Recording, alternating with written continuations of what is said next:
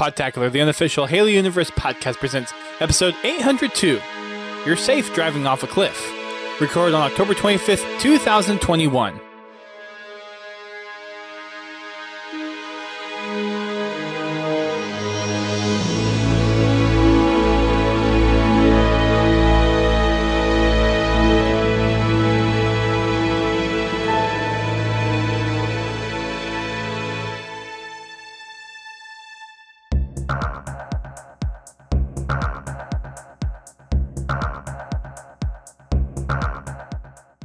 Hello everyone, welcome to Podtacular, the unofficial Halo Universe podcast. I am your co-host, Duststorm. I'm your other host, Godzilla T. And we are without Haas for this episode because Haas is going into a new workout regimen, which now kind of takes up some of his time. And we're doing this off a Thursday because, well, one, there's some cool new Halo Infinite campaign footage that everyone's been clamoring for. Yeah, they dropped it on a Tuesday. The Monday. Or Monday. Today's Monday. I had to set my alarm this morning, and it's my day off. Right? Right. I nearly forgot it was happening, and then I'm like, 9:02. Oh, that's right. Let me go on. And then when I started up, the YouTube stream was 2 seconds, 1 second going. I was like, okay, cool. Yeah. Yeah, they were a couple of minutes late. I honestly thought about streaming it on the Podtacular channel, but nobody wants to see me that early in the morning. That's all right. Yeah, we had a drop of campaign. It was a campaign overview. It wasn't necessarily a specific part of campaign, but definitely gave us an overview of all the different types of things that we can expect in campaign. Thankfully, it didn't really seem very spoilery. Did introduce a couple new enemies, maybe enemy factions. It's kind of hard to tell just with what we saw in the video. It did show off one new enemy. Well, actually, it showed off a couple of new enemies. Right. But that's about all it did. It still left more questions than answers. It left you going, I wonder how they're going to do that one. But anyway, no, I was totally blown away with it. I really wish I had fired up my actual computer and watched it instead of looking at it on a 10-inch tablet. Right. I watched it on my phone. But watched it in full 4K once I actually was able to get home in front of my 4K monitor and watch it. Yeah. Well, I watched it in lonely 1080p, so... And it looked good. I mean, it's amazing how much difference in just the scenes that they've already released have changed. Like the shots with Brohammer in the Pelican. Yeah. Chief in the Pelican. Yep. The Brutes. Really amazing. Drop down from the E3 demo last year. Craig. Yeah, Craig. Or Craig has fur. People are calling him Chad now. But yes, Craig made an appearance. And they did something really, really cool. They did a lot of cool things. Well, no, this is a little above and beyond. At the point where you come up to fight Craig in the original, they hint to going up against old enemies, which, I should say some some you don't. So that was kind of a neat little homage to Craig, at least, if they intended it that way. That's the way I saw it. Yeah. But yeah, it was. They hit every beat with this campaign demo. They did. I was getting to the point where I really didn't like. Everyone was clamoring for campaign footage, but at this point, it's like, leave the story a mystery. Like, no, they did that perfectly. They gave us campaign footage, but they didn't tell us anything. Well, about the story. They only told us surface level things. They didn't really tell us a lot of depth. Yeah. Well, they told us what we already knew. We're going to Zeta Halo. And we're gonna fight Banished. I mean, and the Harbinger. There's. I mean, don't get me wrong. There are some small things in there, but surface level things. It wasn't a huge dump of storyline. They played it well. They played it really well. And I think I know why. Halo 5. Learning from past And mistakes. I don't mean that in a mean way. I'm thinking they learned that it's best to not push the story in your promotions, because what you intend it to represent and what the community gets out of it can be two different things. Mm-hmm. So they went more to a more traditional type of advertising, showing off the game, but not really telling you anything about it, about the story. Yeah. They showed a lot of gameplay mechanics, which is great. So you get an idea how you're going to play the game. You know, I like how they start with Cheap jumping out of the Pelican. Why do you always have to jump? There are so many nods in this video. I know. So many. Like the tank one. Uh-huh. Like when you walk up and Cortana's like, I wonder if you'll like this. And it's like, the weapon. And Chief's like, oh, I will. Well, if you like explosions, I do. Yes. Yep. But and then the battlefield moment where he jumps out of a Banshee, destroys another one, grapple shots onto another one, and jacks it in midair. Classic battlefield moment there. Yeah, you'll have to vouch for that one because I don't play that game. Jackal snipers. Oh God, and they look wicked. Mm-hmm. Yep, I mean, even Eshram at the very end. Oh, that little sneak in. God. Yeah. Yeah. He was nasty before. Now he. Mm-hmm. Have to take a pill to sleep tonight. So much has changed for the better. Oh yes, it was definitely worth the wait. And I like at the very beginning you have kind of the homage to the original Cortana from Halo CE in her traditional purple color. Mm-hmm. And then later on, when you see her again, she's back in that purple color. And I have to admit, I like the changes they've made to the Cortana model. I never really liked the Halo 5 Cortana model. I mean, I understand that they had to make some changes because of things, you know, the way the audience they wanted to present the game to. Yep. But it paid a respect to the previous Cortanas. Mm-hmm. You know, the full suit that she was wearing in Halo 5, it really made you think it was a different character. Yeah. And I think that, like you were saying, it kind of was driven to be that way. Mm-hmm. But, you know, the deal is, you know, in this one, and don't get me wrong, it's nowhere near the 1, 2, 3, and 4 Cortanas as far as detail, as far as body shape. But they did a nice blend with a safe model and paying homage to the earlier Cortanas. Yeah. And that original purple. That the motion capture in this stuff is awesome. It's so smooth. Yeah. It looks gorgeous. I mean, you know, anytime you see, you know, an animated sequence, it looks so good, and it's in engine.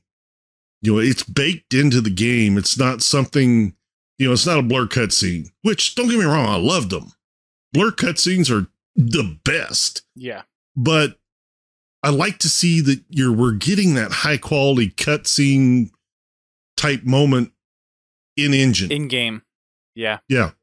Well, in game, yeah. They're not just playing a video. Or sorry, yes, in engine. That's what I meant. Yeah.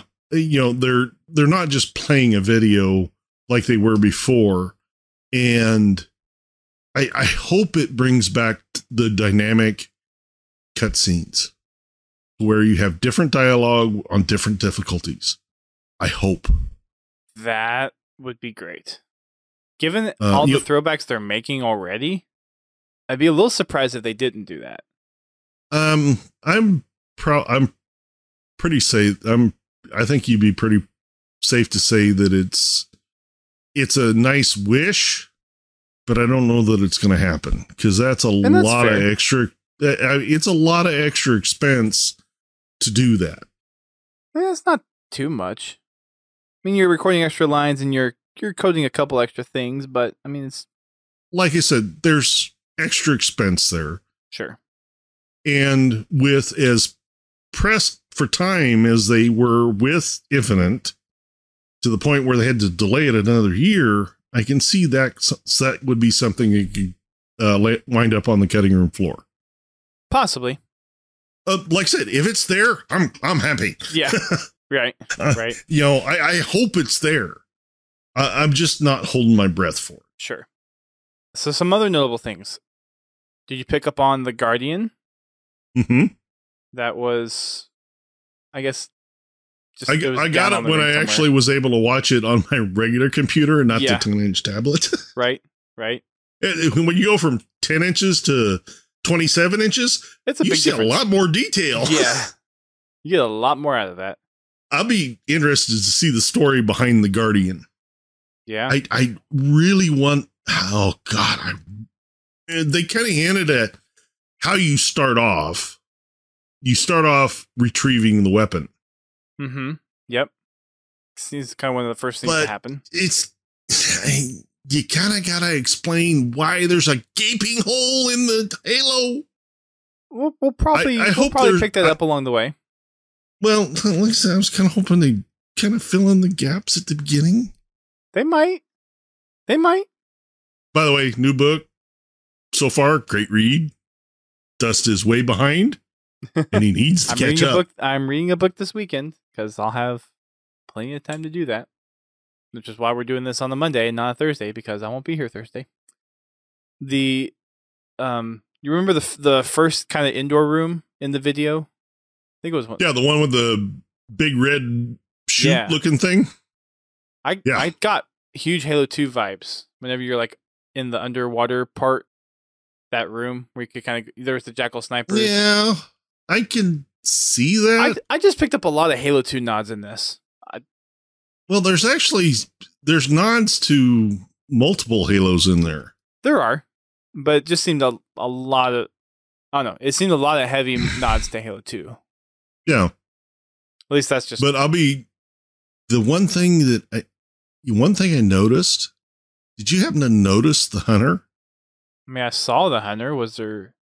What color was the hunter? Wasn't it blue? Uh-huh. What color are the Banished hunters? Oh.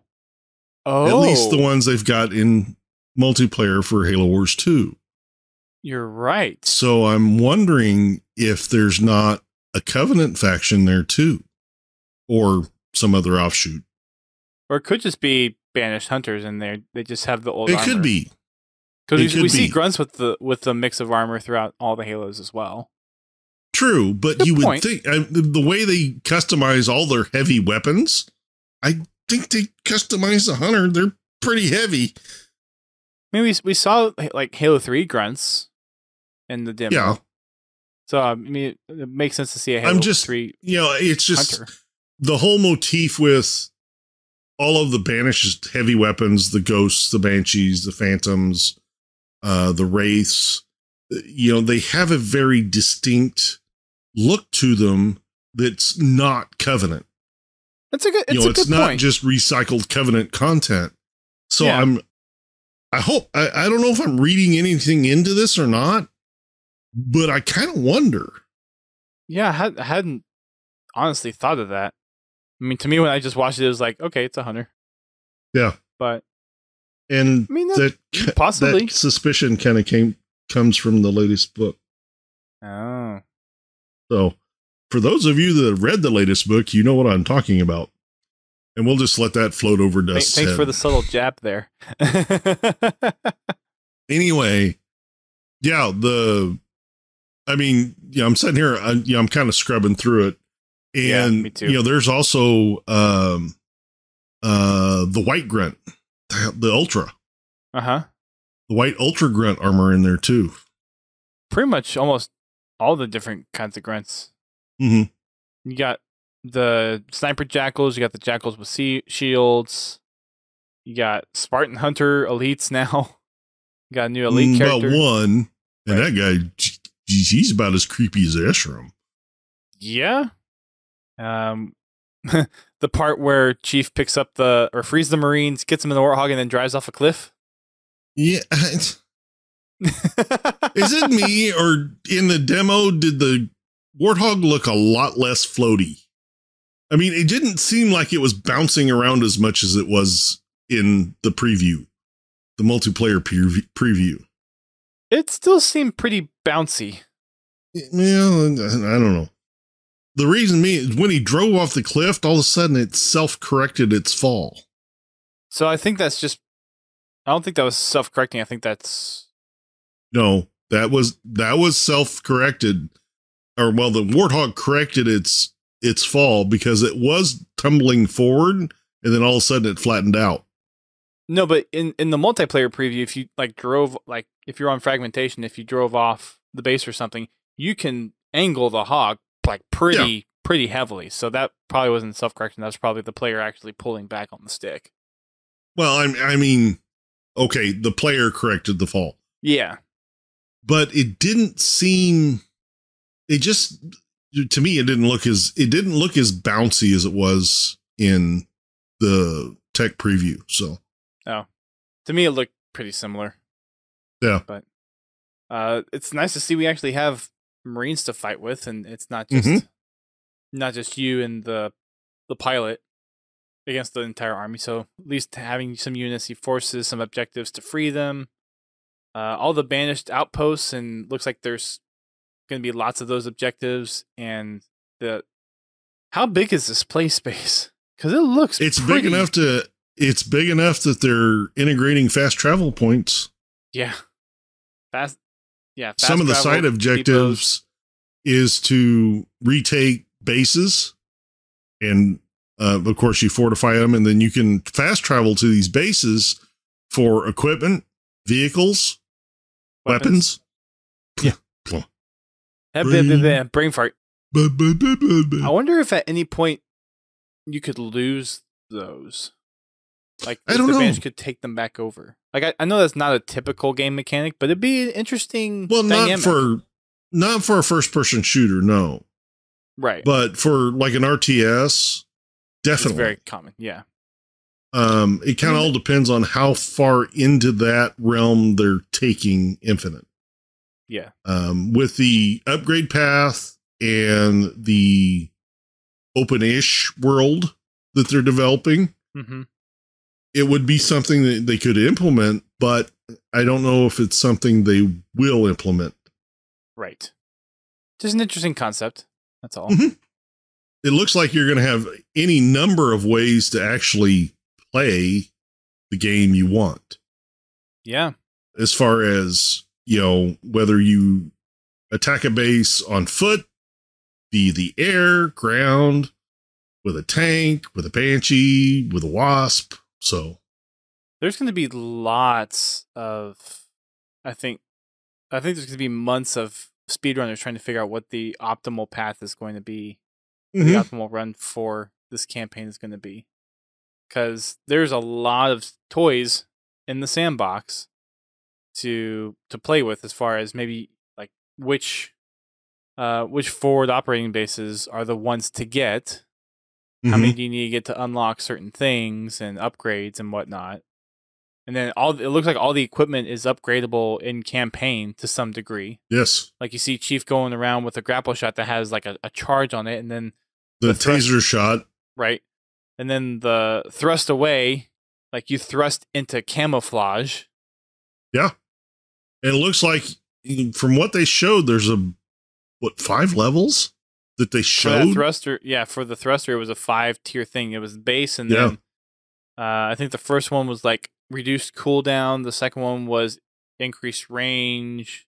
The third, or another one was added thrust to it, so you could thrust twice in a row, and then the last one was add that camo effect on it. So yeah, all of these equipments are upgradable, and you pointed this out beforehand, but you saw Chief wielding 4 pieces of equipment and 3 grenades. 4 pieces of equipment at a time, and I don't know if I saw. I don't remember seeing 4 grenades, but I know I saw 3 grenades at a time. Yeah. 3 grenade types. Right. Refresh that. So that's interesting.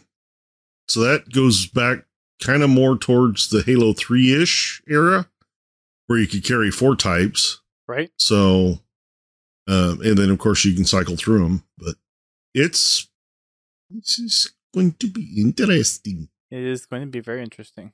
Very, very interesting. Like you were saying, that controller's getting a little cramped. Yeah, it is. They've added at least one more button that you have to mash. Yep. I really, really hope, and I don't know that they will do this, that on the Elite controllers, that they provide a firmware update where it makes the paddles a separate mappable button. You know, not just mapping like B or A or X or Y to it, but its own button. But the games would have to implement that button then. No. Yeah. They wouldn't. No, they wouldn't. They could have it as an option. But they still have to implement in the game. No, games don't have to change.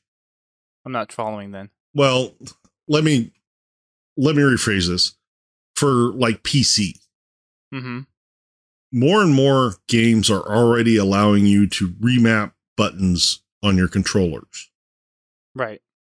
With Halo Infinite, they've taken that to the next level. Like I said, with that little bit of an update, it'd be so much nicer. I mean, not every game would have to go back and update it to where it recognizes those buttons. I see what you're saying, Dust. Sorry, brain fart. Anyway, no worries. But like for a PC title, it's already baked in there. They just have to add the information. Well, PC, you're like, there's only a certain set of keys based on the keyboard that it's expecting input. So if you add an additional key that it doesn't know how to interpret, then it's not going to work. So that's what I mean. It's just you have to add those buttons. Well, I mean, like for PC, you could just turn it into, I don't know, IKOP. I don't know. You can use just about any key on a keyboard for a game. Yeah. For a PC game, that key is known to the OS, and then the OS can provide it to the game. Right. So there would be additional. You'd have to support that additional button as a separate button. Well, I mean, all I'm saying is that they provided an update to the controller to where the PC would see those buttons as keyboard buttons. Then PC games wouldn't have to do really anything other than to see the controller. Well, I guess they would have to see the controller as like a keyboard input. Then never mind. Yeah, and that would kind of mess it up. Yeah, I see what you're going for, but they basically have to implement into the controller. Back to the trailer. It's been 6 months. Where have you been? Yeah. So our little weapon friend has a lot of interesting, thought-provoking questions. Why? Yep. Well, yeah. I tell you what, they've done a really good job with her. You see how young she is. She's still that. She's that inquisitive 2-year-old. Why? No. Yep. Oh. Yep. And the way Jen does her voice, oh my God. I swear every time the weapon opens her mouth, the first thing that pops in my head is blonde. Your typical stereotypical blonde. And I'm sorry if you're blonde out there. I totally understand. I used to be blonde and then I grew up. Came a little darker. Yeah. A little salt and pepper now. Shush. I don't need you pointing it out either. Mr. Peach Fuzz. Whatever. The questions about how long it was when the one brute was coming down the elevator is like, is it a friend? It could be a friend. And Chief's like, no, Like, it's not a nope. friend. And then No.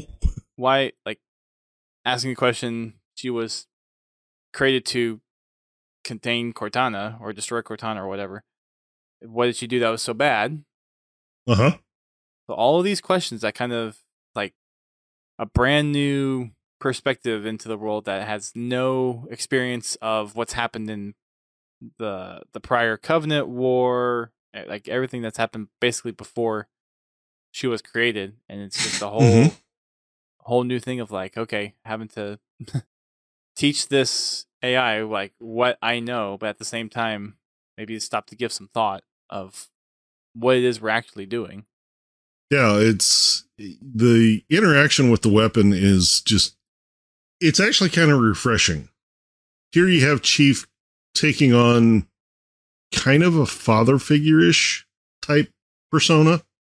Bit. You know, not your typical, but, you know, your mentally dysfunctional father, I guess. Socially awkward. Socially awkward.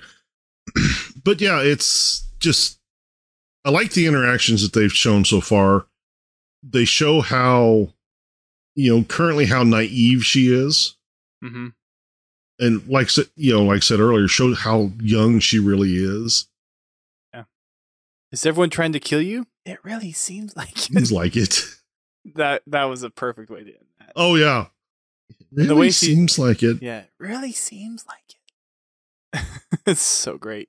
They hit every single note that they could have possibly hit. They're bringing a little bit more fun back into the dialogues. In Halo 5, yeah, I mean, you had the chatter between the different Spartans, you know, your Spartan squad, and in the dialogue, but it wasn't quite the same.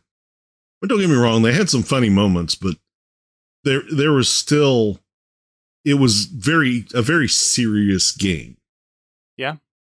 A very different tone, very different presentation for Halo 4 Vanilla. I mean, they had some of its like quip funny moments, but compared to the Bungie games, very serious. Yeah. And don't get me wrong, it was a nice change, but I kind of missed the funny lines. Yeah. Like, let the impactful moments be impactful. And sprinkle funny in everywhere else. Yeah. And there's almost a sense of like humanity with it, because I'm thinking of basically the scene in Halo 3 where Chief goes and finds Cortana. It's a very emotional, very deep moment. But then there's that splash of humor at the very end where it's a callback where she says, "There's two of us in here now, remember." It's like, it's just that very human connection of like, okay, what do people do when they're like trying to like overcome like difficulty or something? They kind of throw a joke in there. They try to lighten it up a little bit. Well, I mean, right before that, you got a plan for getting out? I tried shooting my way out. Right. You know, it's the dry humor that it went on hiatus for a little bit. It wasn't as prevalent, and it's good to see that again. I mean, granted, I love the end of Halo 4. Halo 4 wrecked me, and it was great. Oh yeah. But having some of that brevity in here is going to be nice. What else in here? The TAC map.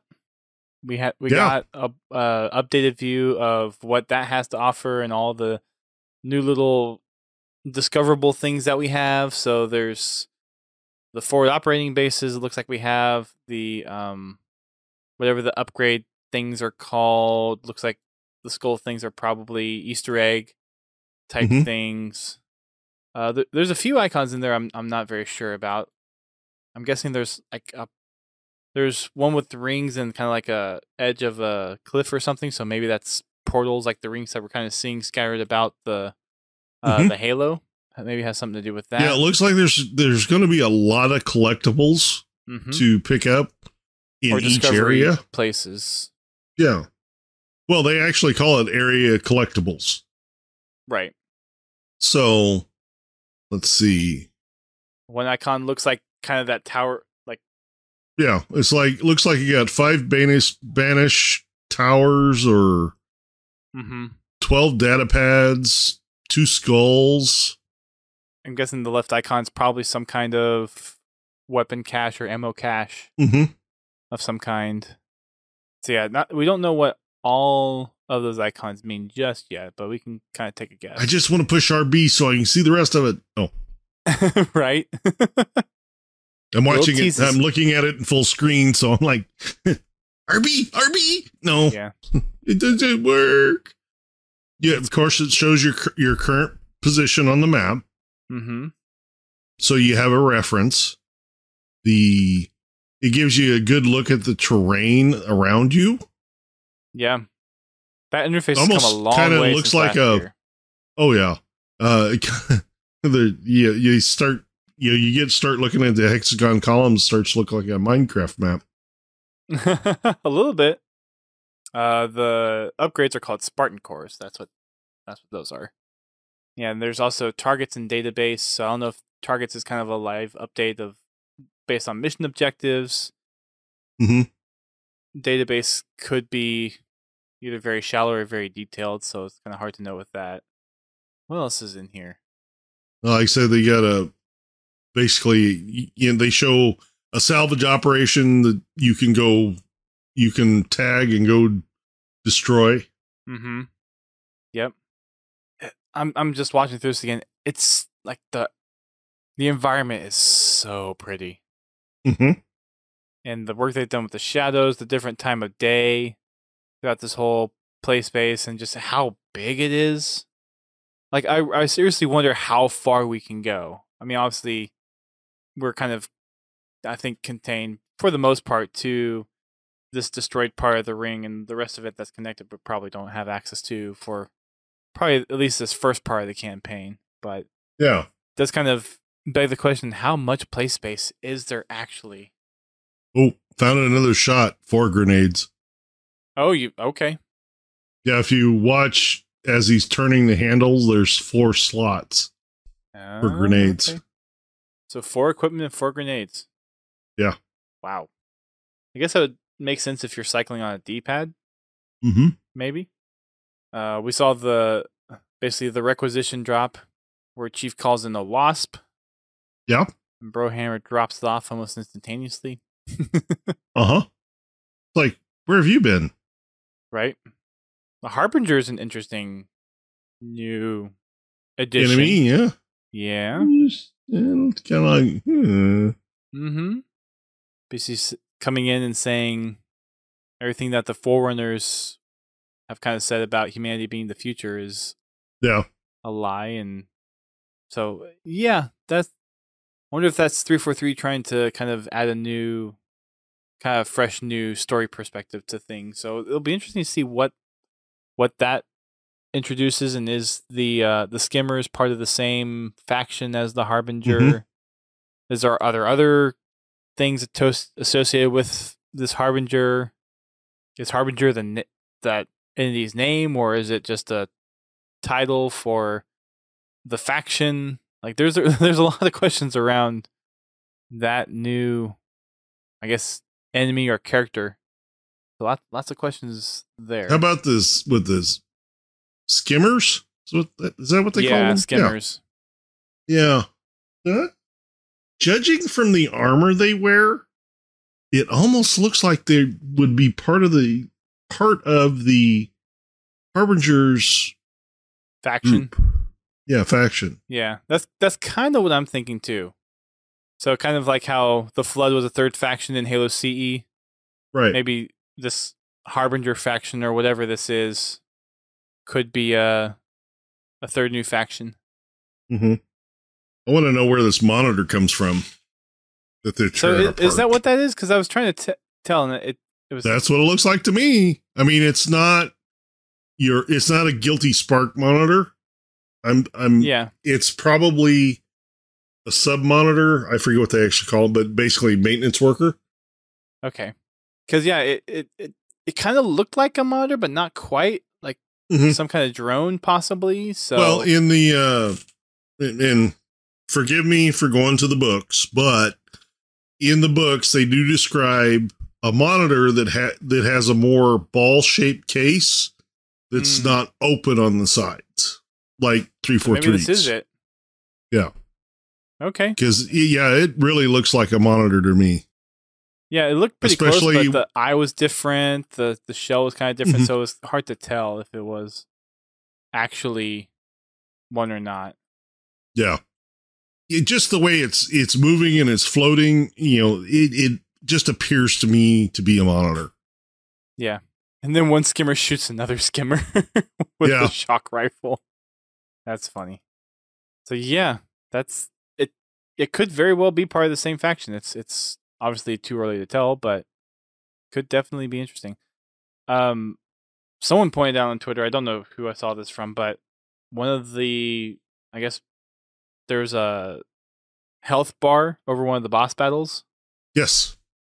Looks like your more in-game bosses are going to have a shield and health system that they show you instead of relying on like visible cues. Like they did with Tartarus. You could see when his shield was down, but you never really knew where his health stood. Mm-hmm. I guess, yeah. I've seen a few people not be too thrilled about that. It's not like a huge thing, but it's definitely one of those things that hasn't been in Halo before. So it's going to be interesting to see how that plays into the greater gameplay experience, more or less. So what do you think of the new Elite Spartan Killer? He looks mean and nasty, and as Chief said, angry. No, definitely kind of looks fearsome. Looks like a pissed off lobster. Oh. I don't know. There's something about the helmet.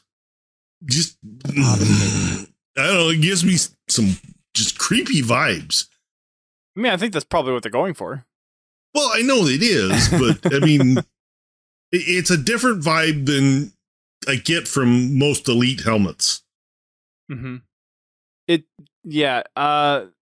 What's the faction of Elites that basically... The Silent Shadow? Yeah. That's kind of what it reminds me of a little bit. Well, that would make sense with the red blades. Yeah. Which that'd be crazy if they're being brought into this too. Well, what I'm really curious about is his robot leg and arm a voluntary thing, or did he lose them in battle? I didn't even pick up on that. Wow. I didn't even pick up on that. Huh. You're right, though. I thought it was a pretty dead giveaway. I figured it was a pretty dead giveaway when the energy cleaver pops out of his wrist. Well, I mean, that could be just an attachment on your arm anyways. Could be. But yeah, he's another one that looks like, oh my God. Uh-huh. I hope we get to fight him and it's not in a cutscene. I from all the lessons that 343 is learning, I would think they would learn that lesson too. Well, I did see one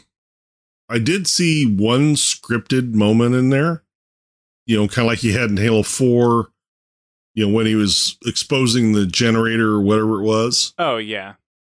But I mean, that's just the interactive element type thing. That's not necessarily a scripted battle encounter. Right. So I would assume that would be... I just hope they keep those to a minimum. Yeah. I mean, I like if you go up to something and you try to activate something, I like actually having the animation there instead of just it magically spinning on its own type of thing. So those kind of interactive elements I'm fine with. But let's keep that out of battles. Yeah. Now the Harbinger. Wow. I guess we know where the taser stuff is coming from. The shock electric stuff? The shock damage type. Yeah, from this other faction, I figured it had to be tied to something. That's a good point. I hadn't even thought about that, but yeah, maybe this new faction relies on shock type weapons, and that's where this kind of originates from. That makes sense. Yeah. And again, they end it with, "Why do you have to jump?" Oh. Why do you always jump? And then the little tease with Escharum at the end as well. Mm-hmm. The very end. That was a nice touch as well. Eshram got an upgrade. Oh, yes, he did. I mean, even the hologram of him got an update. Mm-hmm. Everything has gotten everything looks fantastic. Yes. It's going to be pretty. It was definitely worth it. Just from a visual point, it's definitely worth the wait. Yeah. I know it's not going to be co-op at the start, but being able to experience it in first person 4K glory is going to be very nice. Not going to lie. Yeah, I'm not. Don't get me wrong. It would be nice to have 4K monitor, but I'm not doing that. Even 1440p will be a nice upgrade. Well, I mean, even to do that, then I have to update all my cables, and I have to update my capture card, the monitor. It's a lot of expense. Yeah, fair enough. But yeah, I'm thinking about taking a screenshot of Esram and put him in my rotational mix. Very nice. I mean, even the weapon model, even though they have her in a uniform, it doesn't break it like it kind of did in Halo 5. Well, it's a lot more simplified, lot more service member like instead of kind of the warrior thing that seemed like the Cortana in Halo 5 was going for. Mm-hmm. Yeah, I think that covers most of the campaign stuff. I mean, I'm sure there's other little things that people probably dig in and try to find between now and whenever the next video. Oh, they drops. already have. My YouTube feed's been filled with breakdowns of the campaign overview today. Yeah, I'm sure. I haven't looked at any of them, but I did pick. I watched a few of them. Mostly, I've just watched reaction videos just to see how people are reacting to it. And pretty much everybody I've seen so far has had a real positive reaction. I mean, I wouldn't expect anything less from what I saw. Mm-hmm. Yeah, it's great to see that people are enjoying it. People are excited about what we will get with the campaign, and kudos to 343 for not really sticking a lot of narrative stuff out there. Just kind of what is needed for kind of the tease of what most we'll definitely. See. I think they did a very, very good job with this overview. They got our whistles wet. Mm-hmm. Yes, damn you. Anyway. Well, we have less than 2 months. Not too far out there. 2 months. Less than. Basically, what, 6 weeks at this point? 45 weeks? days. 6 weeks. 6.5 weeks. Because it comes out the 8th, right? The 8th. Yeah. Yep. So we also had, between our last podcast and this podcast, a video on the PC development of this as well. Mm-hmm. And they talked about some of the PC-specific stuff that they've been working on, things like ray tracing, triple keybinds, ultra-widescreen monitor support, being able to actually bring your HUD in. Yep, bring the HUD in. It's funny, one of the stories they talked about was where the cinematic team went in and actually kind of made all the cutscenes in-game look all real nice, and they said, okay, now do this. Widen it out, and it's probably like, oh crap, how much more detail do we have to throw in there that was kind of hidden behind the scenes type of thing.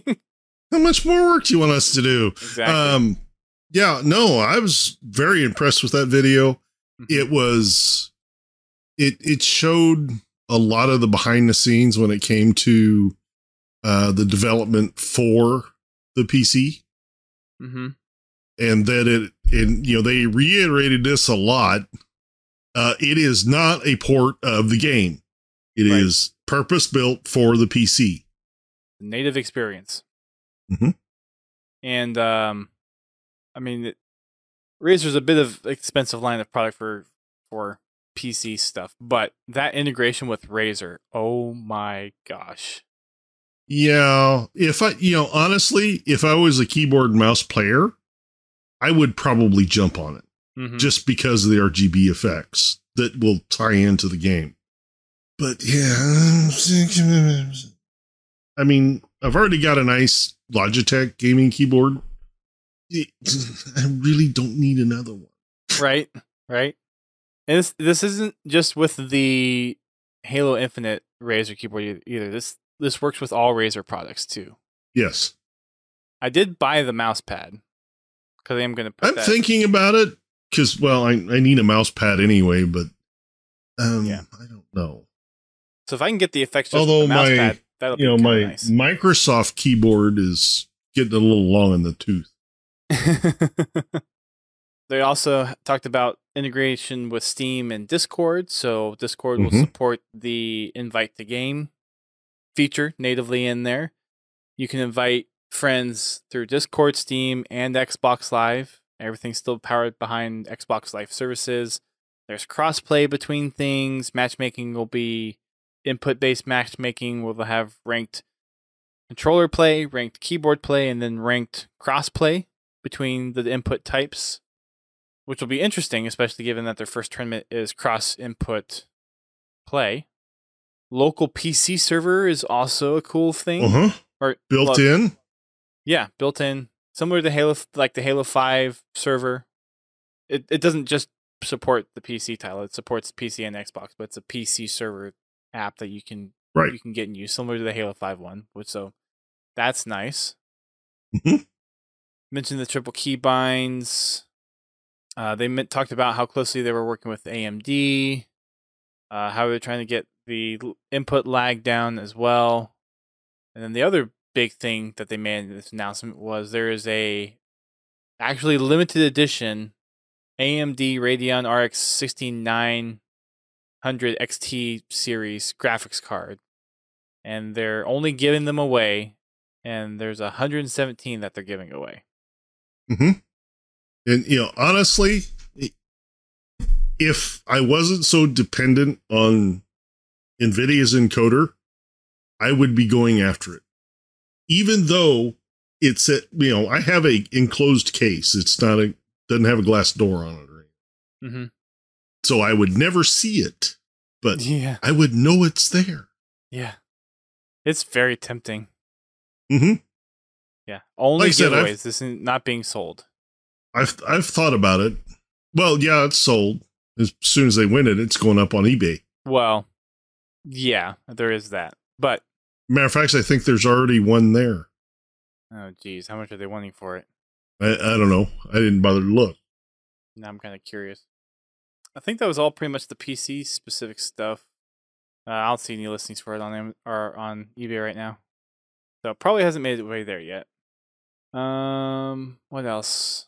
Since I'm here, let's check on the Halo Infinite Series X's. Oh, yeah. Buy it now for $1,024.99 with free shipping. Crazy stuff, man. We also had the community update from between last time that we had the podcast and today. There's some new screenshots, some new promotional artwork for Halo Infinite. They also mentioned that the Halo 360 games are actually being supported for another month through till January 13th, which is my birthday. There's some update on the Hoonigan's Warthog build, some more of the Halo products, which they have a deck of Halo playing cards, which I bought as soon as they announced those on Twitter. There's some other cool little collectible things that we've talked about. There's a new partnership with Rockstar to get some skins inside of Halo Infinite. And that's most of the new stuff. Yeah. And there's a small little community spotlight at the bottom of it as well. Kind of like the Halo necklaces. Got Chief, an energy sword, Chief's helmet, and the Needler. Yeah, we did. We talked about those last time. Yeah. No, yeah. I'm just saying I kind of like those. I mean, they actually have close-up pictures now, which is nice. I think that pretty much wraps up what we wanted to talk about, right? Yeah, I think it pretty much covers up all the news that we've gotten this week and last week. Yeah. So we will be back next week, the week before our Halo tournament, which we formally announced now on the website. So registration for that is open for the Fiesta Frenzy tournament. We are getting close to actually being done judging the maps that were submitted for the Forge contest. We actually played them over this past weekend. with the Forge Hub team and went through all of the, I guess, kind of semi-finalists at this point for the maps that were in there. So I think we played, a total of 17 maps? Or maybe more than that. No, we played a total of 20 maps. Was it 20? Yeah. We played the last 7 on Saturday. Right. The rest of them we played for Fraggin' Fridays. So some of y'all have probably seen some of those if you came by and watch our stream, but at least the top 3 will be presented in the tournament, will be played on. We're hoping to get at least one Forge map of every game mode into the rotation for the tournament as well. So hopefully we'll have the announcement of the contest winners, the Forge contest winners, out next week, and then have the tournament the following week, which is November 13th and 14th. If you want to find out more about it, go over to podtacular.com on our website. That's where we have the announcement post, and there's a link to the team signups as well. Needless to say, GT, I am excited for the Infinite story based on what we saw today. I am more than excited, man. It's going to be incredible. Yeah, it looks like it's going to be very beautiful to look at, and it looks like it's going to have a lot of replayability. I mean, beyond just beating it on Legendary. Mm-hmm. Just going back and finding different ways to do the objectives, not to mention all the collectibles you go find. Looks like there's going to be quite a few of those. Unlock equipment. It'd be interesting, to kind of keep the nature of the campaign going, almost kind of like a live nature type of thing, where you can go back in, kind of like the world's kind of changing a little bit. So there's this new Banished thing that pops up in this week, or there's a couple other outposts that you can go and do. It could be something that they have on a schedule. Like a weekly refresh, you get new bases pop up. Yeah. There's new things to go do. I don't know how much of that they would be able to do, but it's going to be interesting. Yep. Being a live title, there's lots of things they can do with it. There's lots of potential. Mm-hmm. So much potential. Well, that's going to wrap it up for us tonight. Thanks everyone for tuning in. We will be back on our regularly scheduled live stream podcast the first week in November. So back on November 4th. Hope you all are as excited as we are. I know I probably don't sound as excited. I'm a bit tired, but I am excited nonetheless of the campaign. It's depending on how I feel when I get back from London. It might be the very first thing I play. We'll see what happens. Well, I will definitely be playing it. And TT will probably be streaming it while I'm in London. Yep. Just so I can rub it in. There you go. That's fine. That's fine. Maybe I'll get an early press copy and I can It'll be the Dust Can't Play stream. Unless we get a press copy and I can play it before I head out to London. Yeah, but you can't play it at launch because you'll be in London. Unless I bring my Xbox with me. Really? You want to take your Xbox across the ocean? We have a Xbox S, Xbox One. No, S I mean making it there and back. I probably wouldn't end up doing that. If anything, just go over to Jack's place and just play it over there for a couple hours and then head back to the Airbnb.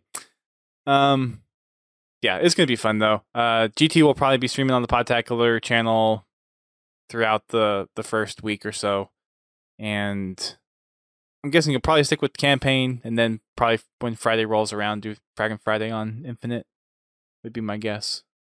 But I'll probably be doing campaign run-throughs during the day. I don't know exactly what the schedule's going to be as of yet. I still have to put in my vacation time and have it approved Gotcha. So I don't know if it's going to be during the day or in the evenings. I might do it in the evenings anyway. Makes sense. Just to make it easier for people to view. But it's going to be so hard to resist not playing it. Right. And then you're going up against all the other streamers who are going to be streaming Halo Infinite. One way or another, I'm going to play it. And I will probably stream it. It may not be at your regular, normal, comfortable hours for those people that are actually working. But I can be a distraction at work if your network administrators allow it. Right. Or you have really good cell signal. There you go. All right, everybody. Hope you're excited. We definitely are.